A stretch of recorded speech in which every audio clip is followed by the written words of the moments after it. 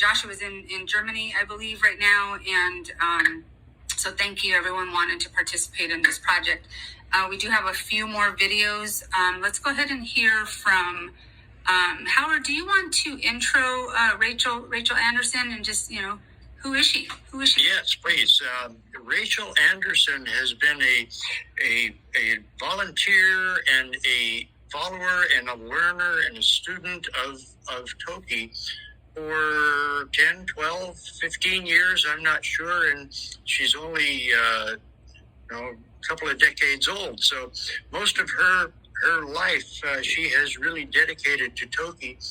And in November of 2020, she went to this aquarium when it was still open, and she spent 3 days, went to 2 shows every day, so 6 shows altogether. She went in early, she stayed late so that she would have some time to talk to Toki and relate to her. And on some occasions, Toki did come over and heard and felt her voice, her love and compassion, and all she told her was, "We love you, and we're trying to help you go home." And she had to be quiet because she didn't want to get kicked out. But she and Toki built a bond of trust, a kind of relationship that I was so thrilled to see that Toki has it in her. She still has that ability, that recognition of love and awareness and affection for her. And so Rachael brought that out in her and has sent us all of her photos and videos and her whole story. And we really appreciate that she did that for Toki. So let's hear what she has to say. Toki's return to the Salish Sea, her life and her freedom means the same to me as my very own. I've carried her in my heart every day from the very first moment I learned of her when I was 10 years old, instantly cherishing her as family, and I found in her an extension of my own soul, a deeper connection than what I can describe with words. It was her indomitable spirit from 3,000 miles away that was tangible. And even as a child, I saw her as an individual, not merely an animal, but as the self-aware being that she is. And learning the horrors of her capture and of her life in captivity cut me to my core. To share in another being's suffering of such magnitude was devastating. It was sickening to learn that my species did that to her and her family. But it was from this devastation that came the fierce love, passion, and dedication that drove me forward. And from then on, Toki shaped all aspects of my life in very profound ways. As an animal and orca advocate, as an artist, and as a person. Through Toki, over the past 17 years of being her voice, I have found family, friends, purpose, and belonging on my own life's path. And as so many of us do, right from the start, I looked at Toki and I saw myself. She has this profound way of just resonating with everybody who learns about her. And Toki is pure love, the way she brings people together in incredible ways.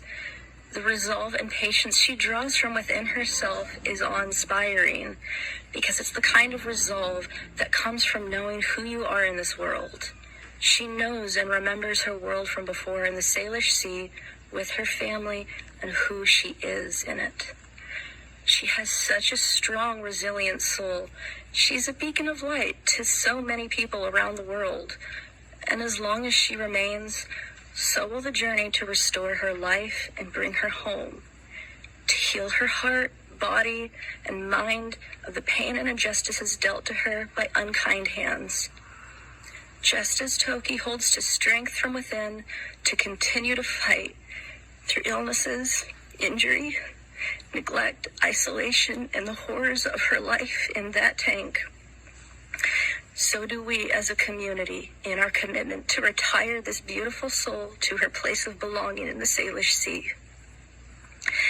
And even as we grieve the fact that another year gone marks the 52nd anniversary of her capture and her life in prison, we must choose to hold on to hope and love, just like Toki, because it's love alone that will win over this human greed to break her chains of captivity. Love will be the tidal wave that washes over and brings her home. I've said it before, and it will always ring true, that the lifelong journey to liberate Toki from her chains has liberated me from my own. She gives me the courage to believe in hope and in destinies that are bigger than our own understanding. She's my hero, my sister in spirit. A sentiment that I'm sure is shared by us all is, if my heart were the Salish Sea, TokiTV would have been home the day I learned her name.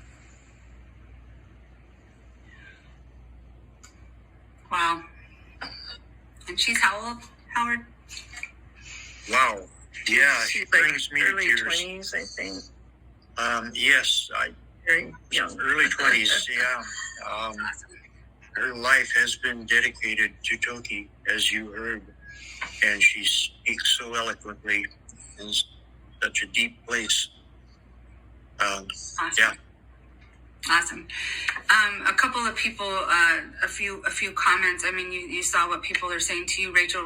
People are just, thank you for being the voice. I sent her a thing yesterday too. Just said I was in tears when I watched her video, and just how she has the ability to speak for all of our hearts. I think, thank you very much, Rachel. Appreciate it. Some people are also saying, darn, I missed the deadline. Obviously, I can't squeeze it in to play today, but if you want to send your video to be included in the long version,